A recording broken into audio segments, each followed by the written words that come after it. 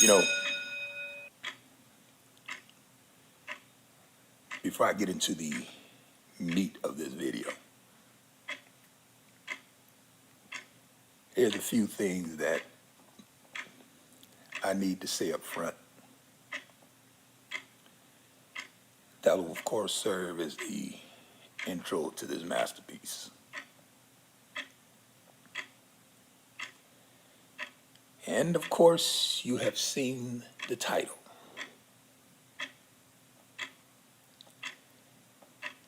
Now, last week, I had a conversation with the most honorable Equazi 100, the brother of logic and common sense. And during our conversation, we discussed this ongoing,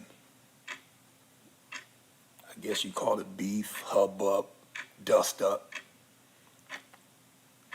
with these black female content creators on y'all's Negro sector of YouTube.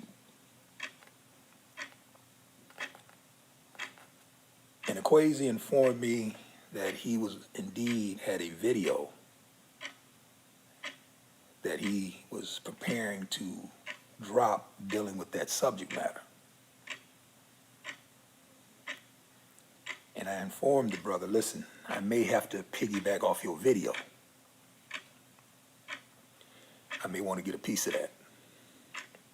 So we agreed to do a collaboration, if you will, part one to part two.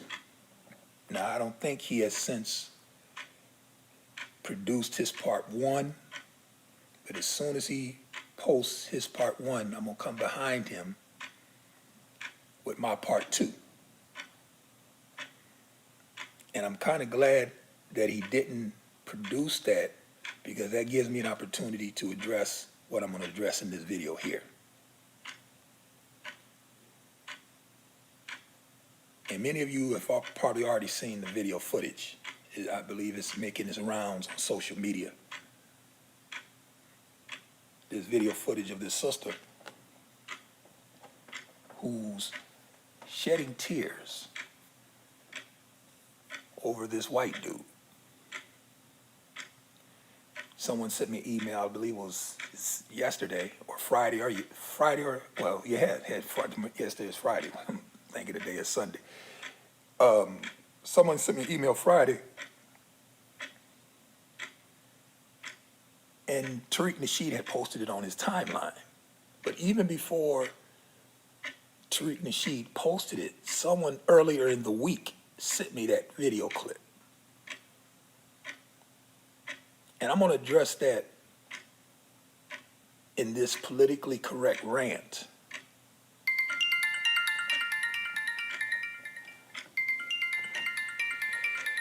Oh, boy. And this, speaking of which, this is the brother of logic and common sense calling me on my, my Apple Watch. Hey, brother. Hey, hold on, brother. I'm recording a video right now. Oh, shit, my mistake, man. Right, matter of fact, you gonna be on the video because I'm recording it right now. All right, that's what's up, man. I'm just letting you know I got finished putting mine together. I actually stepped away from the house for a minute, but I got it. It's not uploaded, but it's being processed, I guess you could say, on my laptop. Okay. So I'll probably have that up tomorrow.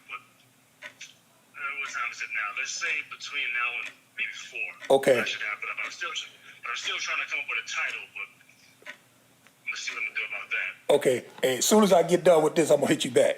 All right, man. All Sorry right. to interrupt you. All right. That's all right. All right, man. All right. Later. Do your thing. Later. Now, what was my point, y'all? I'm sitting there and I'm trying to record this video, and I, if you follow me, you know I don't like carrying no phone with me. It just having that phone with me, it bothers me. So what I did is I got an Apple Watch, and I sync my iPhone with the watch so that when I'm away from home, everything every call, every text, every email that my phone gets, I get on the watch. And that's easier for me because I don't like carrying no goddamn phone with me. But be that as it may, let's get back to this video, man. What was I saying? I was telling y'all that I was waiting on him to produce his video. As soon as he produces his, and I would do his part 2. But I'm gonna deal with this sister here and that video that the video footage of her crying over this white dude. But let me say this before we get into that, because I'm trying to refocus now. Matter of fact, let me take a sip of this so I can refocus.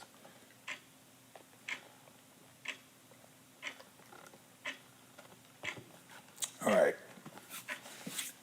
right, let's get back into this. Let me say this before I get into that, sister. I've told y'all in many of my videos that I don't care if y'all disagree with me. I don't care if whatever I say in a video moves you, you're disturbed by it, you're offended by it. It makes me no difference. It means nothing to me. Let me put it to you this way, and this is the reason why you don't see me fussing with niggas on the internet. See, you have to understand the social media footprint. Whenever you have a heinous act, some mass shooting, let's say a person shoots up a school, the first thing those investigators are going to want to do is they're going to want to look at that person's social media footprint. What did they post on Facebook? Did they produce any videos on YouTube, Instagram? Because they want to see if the person dropped any hints, or did he give any warning signs, or if he had somebody who worked with him. And the reason why they look at that social media footprint is because the social media footprint don't lie. It is what it is. So when you look at my social media footprint, what you're going to see, whether you like it or not, is you're going to see me defending black men. And the black men that I defend, some of them I don't even agree with. But because Brother Malcolm, as he tried to teach us, when he talked about uniting on what you have in common, what do I have in common with all these men? We're all black men. We're all under the same gun. That's what we unite on. So our differences, we put those in the closet. We can deal with those later. So I defend these brothers simply because they're black men. You see me defending a Tommy. You see me defend a Minister Jack. You see me defending a Kevin Samuels. You see me defending Tariq Nasheed. All black men.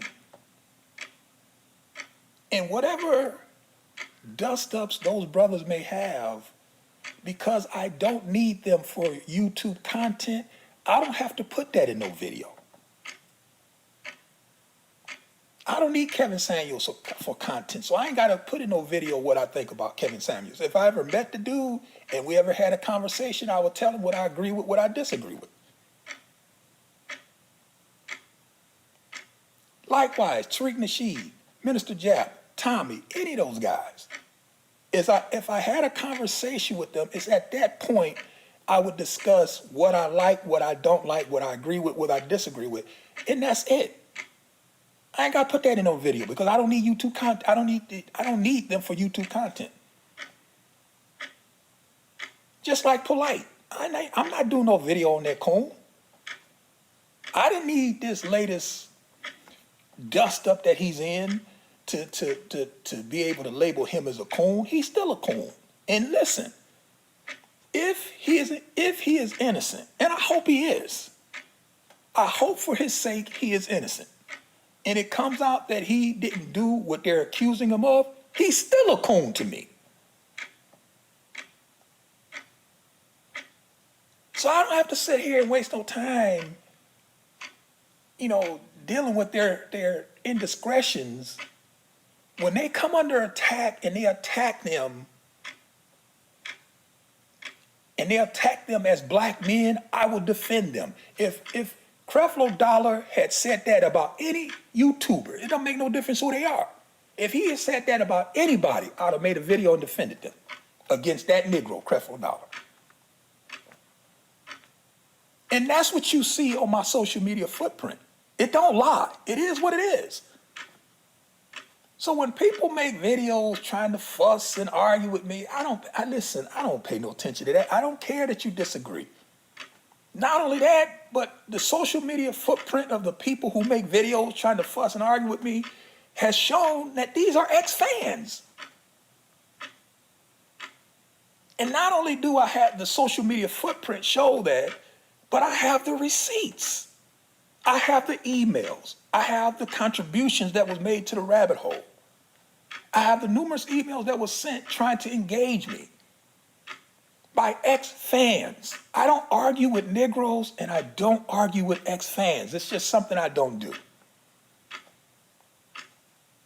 I don't care that you disagree. That means nothing to me.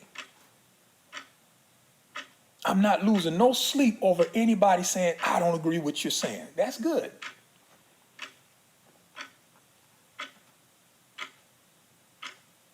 Then let's get into this video. I have to get that off my chest before I get into this, which, listen, let me tell y'all something. I'm a veteran.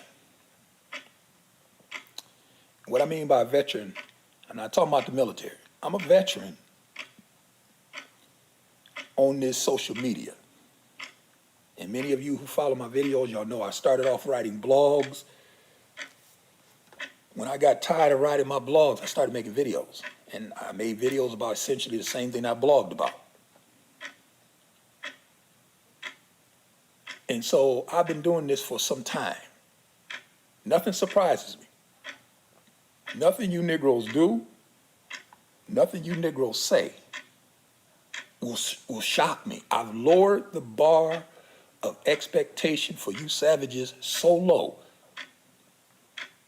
that, I mean, it might not be any bar. So anything y'all do don't come as no surprise until I seen this video footage that this brother, I think it was a brother, sent me earlier in the week. I have never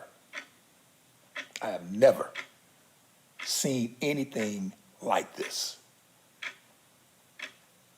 And I remember when the brother sent it to me, I'm sitting there on my phone and I'm looking at it, I'm scrolling through it. And so I say, let me see if it's just me. Let me see if it's just me. So I go to the cigar shop. Because I wanna bounce some stuff off of men. And I told y'all I run with men. I'm used to men who can disagree without being violently disagreeable. I'm used to men who can conflict resolve. We can argue, it can get hot, it can get heated, but we're not falling out because we know that there's other stuff we can't agree on. We just not gonna agree on this. And that's okay, ain't nothing wrong with that. So I take the phone this time because I want to show these brothers. And I'm sitting there and I'm looking at I looked at that video clip 6 times. I didn't say anything. I wanted to, because if you've seen the footage, you know the girl is crying. She's out of sorts. She's mixed up. So finally the brothers say, man, what is you looking at? So I show it to them. And I asked them, because I didn't want to prejudice their opinion. I asked them, look at this and tell me what you think. And each one of those brothers, and it was some white men that was in that group who looked at that footage, all said the same thing. Why did she have sex with the dude if he mistreated her in Target? This is what they're asking. Now let me tell y'all the story, because if you haven't seen the footage, I'm gonna show you the footage and I'm gonna give you my commentary. And you know, straight down the center of the plate, man, I've never seen anything like this. I'm sitting there looking at this footage dumbfounded. This woman is out of control. She is crying, boo-hooing over this white dude. And she says, I think she posted it on TikTok. And she says that he was in a fraternity. And she was with her friend, and they were at Target. And she bumped into this white dude. And he acted as if he was ashamed of her. He didn't want to make eye contact with her. He didn't want to look at her. And eventually he just ran off. He just walked away. And her friend told her, "You just disrespected yourself." I mean, shouldn't no black woman who has any kind of pride in herself put up with that? So then she goes on as she's crying and she's boo-hooing, and then she says that when they had sex, and then she actually reiterates or emphasizes the point that the sexual encounter took place after the Target event. So now wait a minute, sister. So you meet the white guy, you talking to the white guy, but when he's with his buddies and you're with your girl and you meet him at Target, he acts like he don't know you. He don't even want to make eye contact with you. And eventually she said he ran away. But then later on, you have sex with him? I would expect you to say the sexual encounter came before the Target event. That would make more sense. But no, the sexual encounter came after the Target event. And then she says that when they were having sex, he held her down. She told him to stop, and he wouldn't stop. He held her down. So that now you're saying he raped you? And she's boo-hooing and she's crying over this white dude. And I'm telling y'all, man, I'm a veteran in this shit, man. I ain't never seen no shit like this. And I sat there and I looked at that video footage 6 times. 6 times. I think it's a 2-minute clip. And each time after I played it, I rewound, I looked at it again. I'm just sitting there and I'm looking at this shit. I'm like, man, this is amazing. Yeah, I can't make this stuff up, man. I mean, here you have a black woman who's crying over this white dude. I mean, she's crying crocodile tears, y'all. I mean, the level of dysfunction, the level of mental illness. And then some of y'all get mad at me, and I don't care when I tell y'all that the Diagnostic Statistical Manual that classifies mental disorders needs to seriously consider labeling being a black female as a mental disorder. And people think that I'm being disrespectful or I'm being mean when I say that. No, I'm not saying that to be mean, because once you classify it as a mental disorder, you then can solicit funding to try to find a cure. We're trying to cure this sister, man. This sister is bawling in her car over this white dude who completely disrespected her.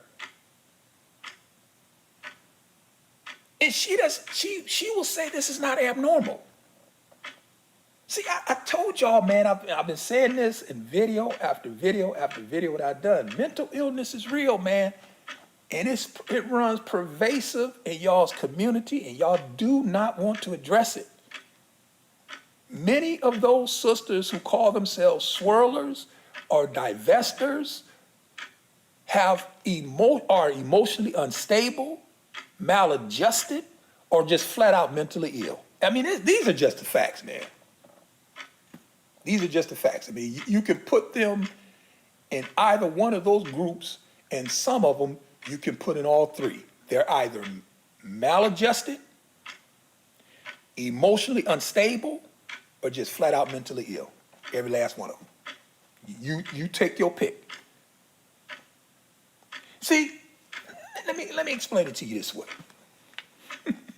And this is the politically correct rant. In the whole, man, I'm telling you, I'm gonna show you this clip. This clip, you're gonna look at it, and you're gonna be like, wow. Wow. And then I'm gonna give you my commentary. And I'm telling you, man, listen, y'all already know what it is. Second nature like breathing. You want the video, send me an email, I'll send you the link. But let me put it this way. See, in a culture,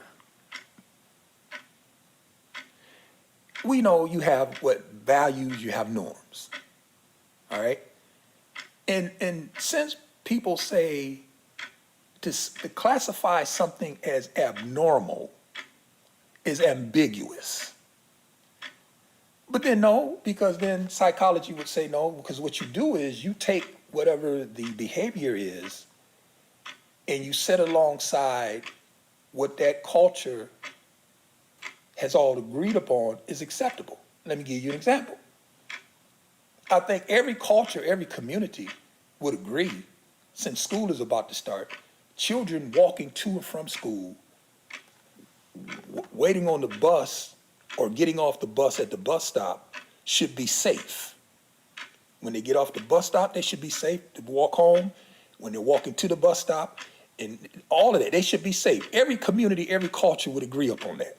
So whenever you have behavior that goes against the safety of those children, then you can classify that as abnormal. Why? Because we all agree that they should be safe.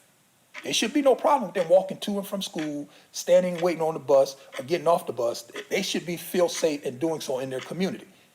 Now, if somebody violates that, that's abnormal behavior. So that's easy for us to get, right?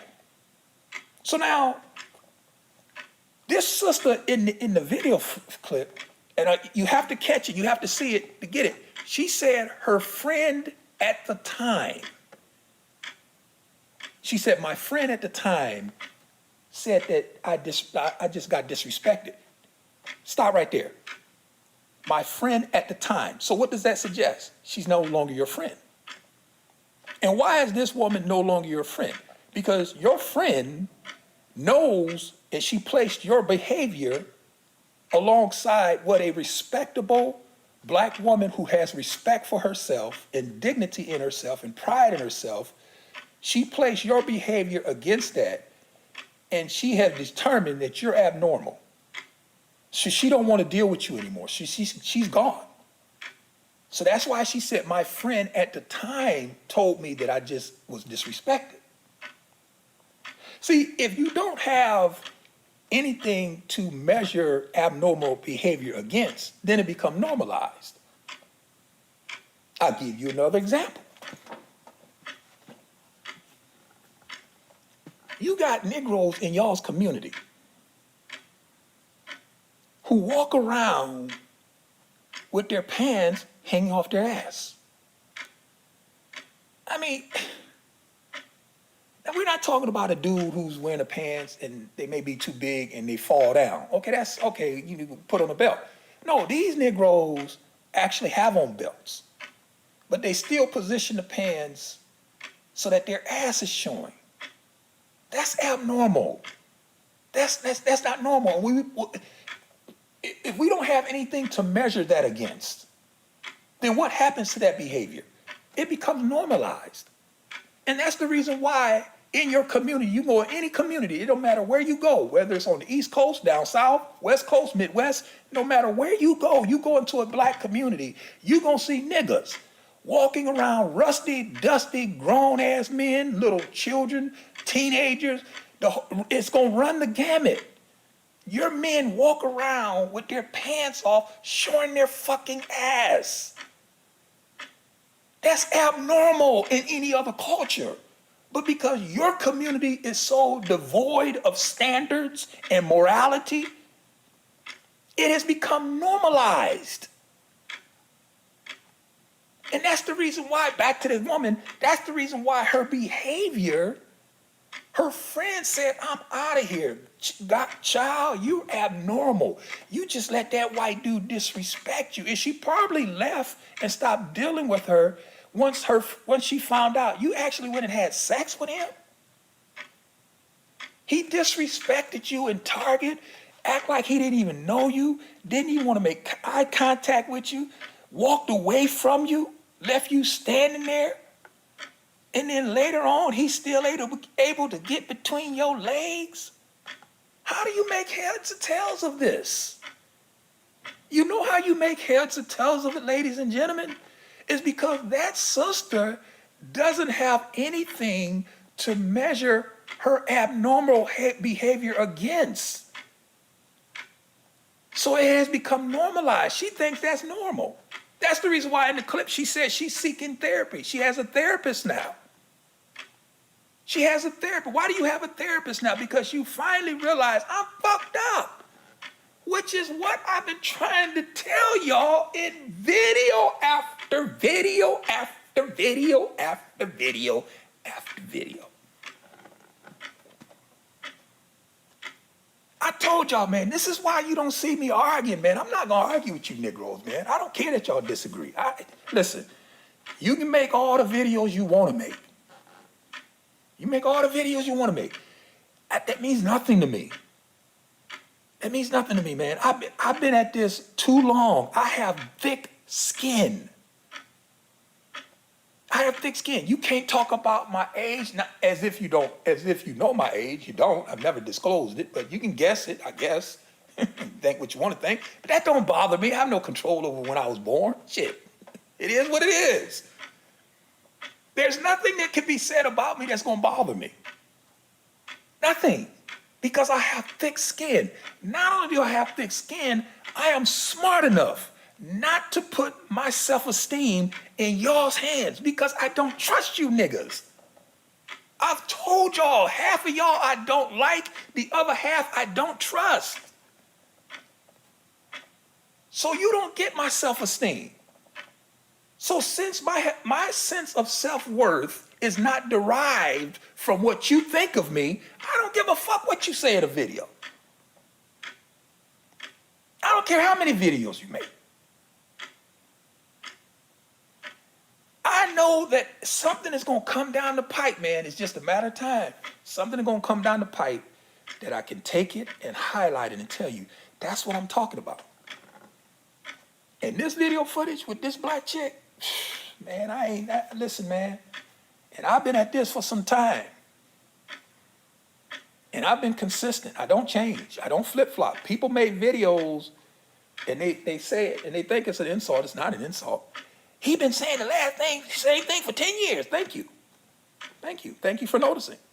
It's called consistency. I don't flip-flop. I don't deviate. I'm consistent. What I said 10 years ago, I'm saying today. And I've been telling y'all, man, and this is what I was going to deal with when Okwesi put up his video on that dysfunction with them sisters in y'all's Negro sector of YouTube. And this is what I was telling him that I was going to deal with in my part 2 of his video. You got all these dating coaches in y'all's community, all these life coaches, dating coaches. What does that say about your culture? What does that say about your culture? If you have a culture where you have this many life coaches, dating coaches, relationship experts, relationship coaches, then that tells me somebody failed. Somebody failed. And I asked the women this, listen, man, if it takes a crystalline kerosene to give y'all a pink pill to tell y'all that when you have on a skirt or you have on a dress, you have to sit with your legs crossed and you can't sit with your leg gaped open. If it takes her to write that, I'm not saying she wrote that in the pink pill. I don't know what's in that pink pill. I haven't read it. I would like to read it.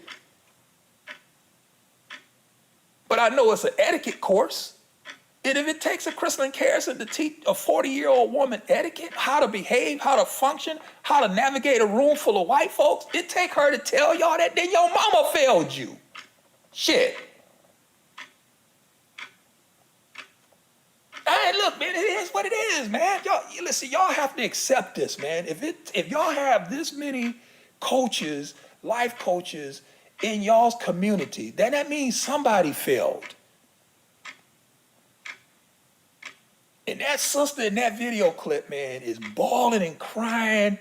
And I almost slipped up. I'm not going to address that here. I would have to address that in whole, because she mentioned about the size of her derriere.